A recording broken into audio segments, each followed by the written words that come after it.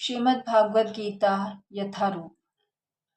आरुरुक्षो मुने योगम कर्म कारण मुच्यते योगारूढस्य तस्यैव शमः कारण मुच्यते। अष्टांग योग के नव साधक के लिए कर्म करना साधक कहलाता है और योगसिद्ध पुरुष के लिए समस्त भौतिक कार्यकलापों का परित्याग ही साधन कहा जाता है।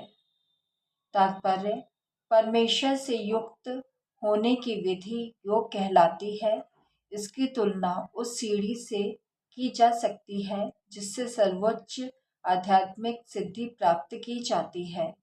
यह सीढ़ी जीव की अधम अवस्था से प्रारंभ होकर आध्यात्मिक जीवन के पूर्ण आत्म साक्षात्कार तक जाती है। विभिन्न चढ़ावों के अनुसार इस सीढ़ी के विभिन्न भाग विभिन्न भिन्न नामों से जाने जाते हैं, किंतु कुल मिलाकर यह पूरी सीढ़ी योग कहलाती है और इसे 3 भागों में विभाजित किया जा सकता है: ज्ञान योग, ध्यान योग तथा भक्ति योग। सीढ़ी के प्रारंभिक भाग को योगारूढ़ रुक्षु अवस्था और अंतिम भाग को योगारूढ़ कहा जाता है। जहाँ तक अष्टांग योग का संबंध है, विभिन्न यम नियमों तथा आसनों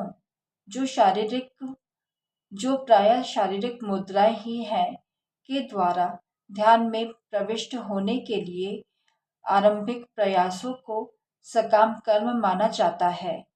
ऐसे कर्मों से पूर्ण मानसिक संतुलन प्राप्त होता है, जिससे इंद्रियां वश में होती हैं। जब मनुष्य पूर्ण ध्यान में सिद्धहस्त हो जाता है तो विचलित करने वाले समस्त मानसिक कार्य बंद हुए माने जाते हैं।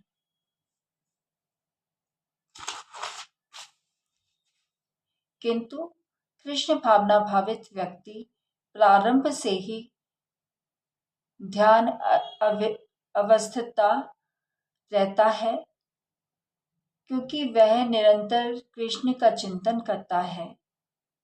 इस प्रकार कृष्ण की सेवा में सतत व्यस्त रहने के कारण उसके सारे भौतिक कार्यकलाप बंद हुए माने जाते हैं। तो मेरे संग प्रेम से बोलिए, राधे राधे।